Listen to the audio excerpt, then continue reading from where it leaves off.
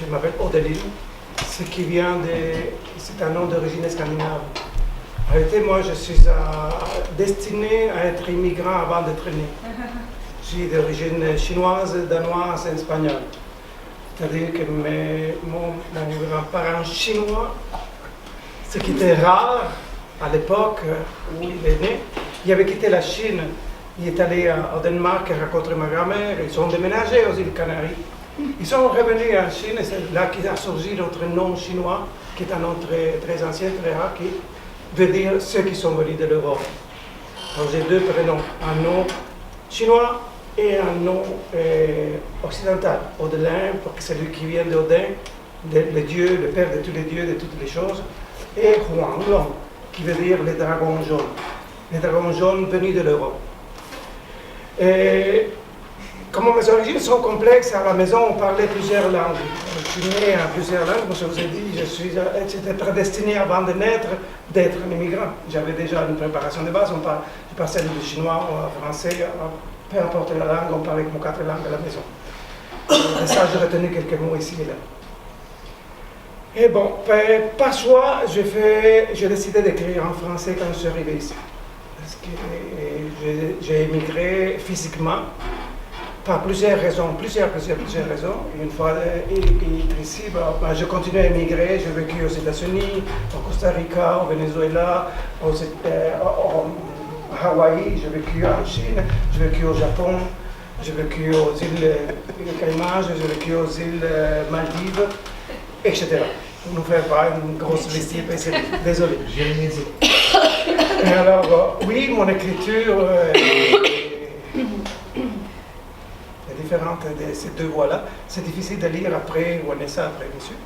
C'est difficile, mais bon, je vais essayer de vous transmettre quelque chose à travers ce texte que vous allez décider si c'est de la poésie ou pas.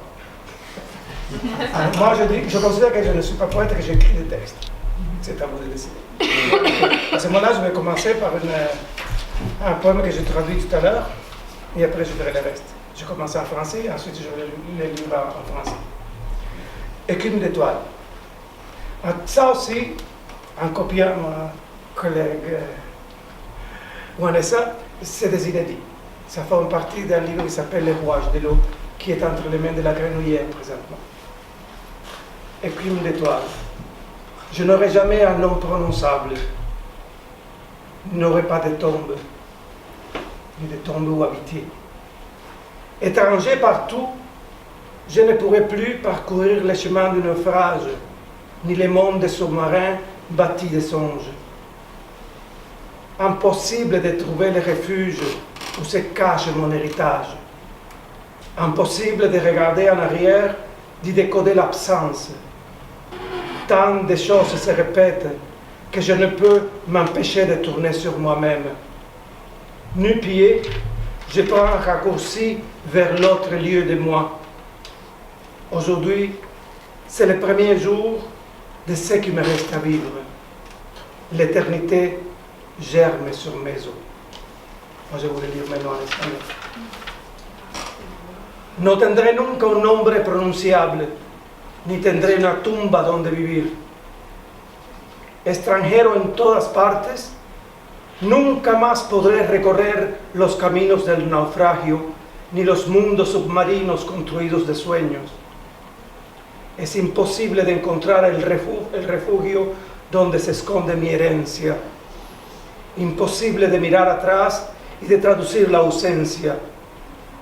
Tantas cosas se repiten que no puedo impedirme de dar vueltas sobre mí mismo. Descalzo, tomo un atajo hacia otro lugar en mí. Hoy es el primer día de todo lo que me queda por vivir.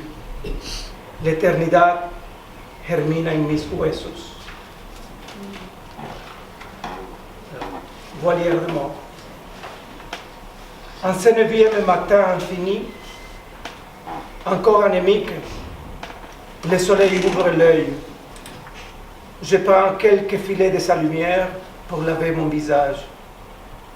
Des chants d'hurlements s'agitent sans cesse au bas des collines. Sur les dunes de vent, des oiseaux dispersent des germes de mon sang. Les derniers bateaux sont chargés des montagnes phosphorescentes, étranges levures des cités à venir. Des cordes de poussière retirent les nuages, j'ai au dos. Je marche devant mon âge, banni de toutes les peuplades, collier de sable sur la poitrine. Je distille l'encre des vagues pour écrire dans une langue non piétinée les prophéties de ma prochaine nuit. Je redessine le temps sur la peau de la mer. Les algues deviennent des encens ardents d'où émanent mes chimères, autrefois disparues. Goélands et albatros brûlent en traversant le visage de l'aube. Les pétales de la rose des vents couvrent lentement mon corps. Cet exil dissu dans l'air m'émeut en ouvrant la voilière des morts. Je tiens la main de l'univers et me récompose. Le temps est un géographe sans carte. Pas de frontière entre nos âmes, ni d'imperturbable chemin de vie. Notre destinée à nous tous est sans nord ni sud. Vivre est une esquisse modifiable. Vivre est un wagon rempli de surprises tirées par une étoile. Une ombre nous précède, sempiternelle. Simple étiquette collée sur nos cœurs pour les nuits blanches, nous sommes sans nom. Nos pupilles ne sont que des scarabées posés dans le regard de l'autre. Ne faire qu'observer, fenêtre et se cacher derrière les pupilles, le silence. Nos yeux sont les racines des larmes. Nous sommes toujours la terre de quelqu'un d'autre, un jardin de fleurs de quartz. Pourtant, nos lèvres, nos incertitudes sont recouvertes d'épines. Ignorant code et consignes, sachant même que la mort les guette, même sans clé, chacun ouvre un jour les portes du feu. Et parfois, notre cuirasse s'enflamme jusqu'à brûler la peau de nos paysages. Nous fouillons nos propres batailles habillées de cicatrices, seulement pour revêtir l'amour d'un sueur de plomb. Criblés de tant de gerçures, incapables d'allumer les ténèbres et l'espoir, oh, combien nous devient difficile l'insupportable regard du miroir, qui m'est impossible de reconnaître ces pays de demain qui m'accueillent. D'univers en univers, j'ai tourné si longtemps mon âme qu'elle est devenue étoile errante.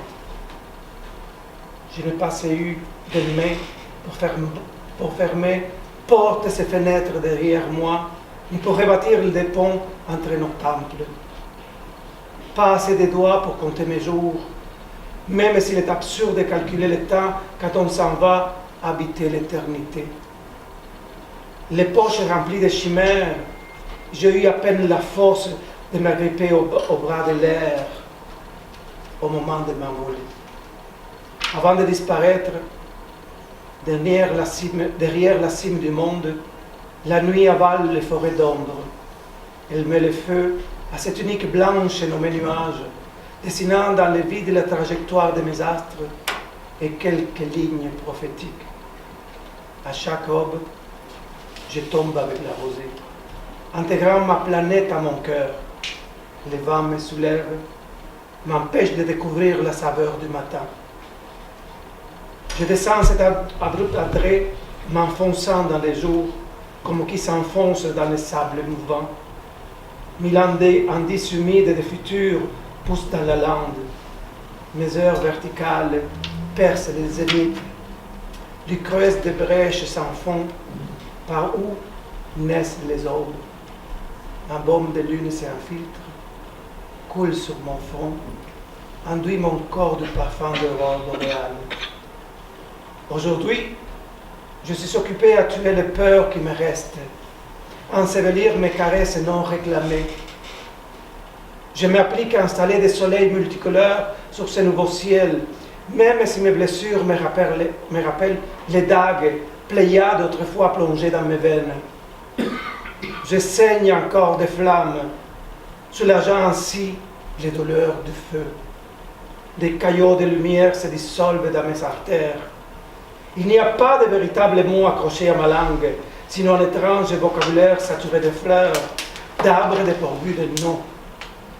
Du bout de mes lèvres, je susurre des phrases infinies.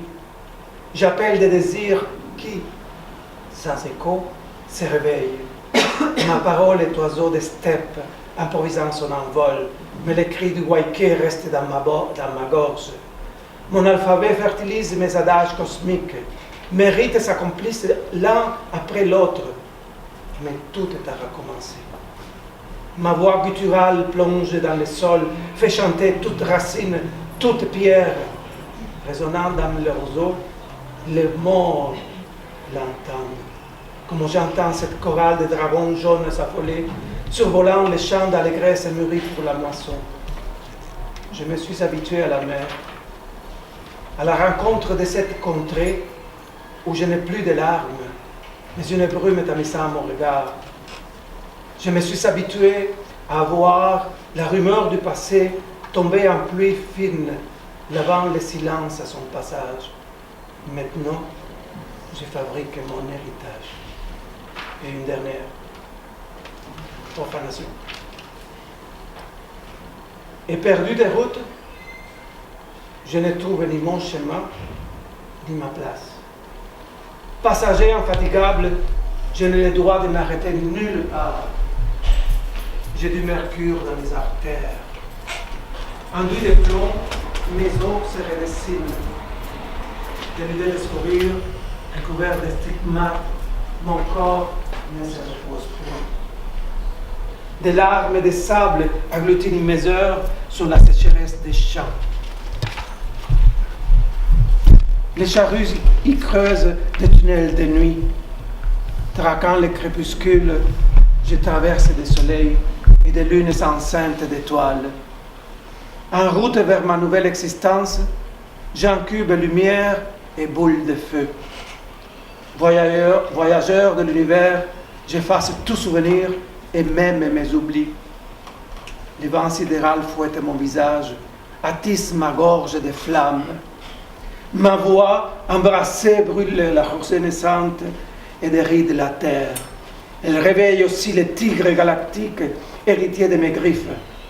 Ils soulèvent cendres et vagues, démolissent les cœurs des arcs-en-ciel. Chevauchant l'un d'entre eux, je viole l'espace jusqu'aux confins de ma souffrance et profane les jours. Mes doigts reconnaissent sa texture, mesurant la profondeur du siècle. Demi-dieu, rempli du souffle dévastateur de l'amour, je m'installe au coin les plus creux de l'infini. Merci beaucoup.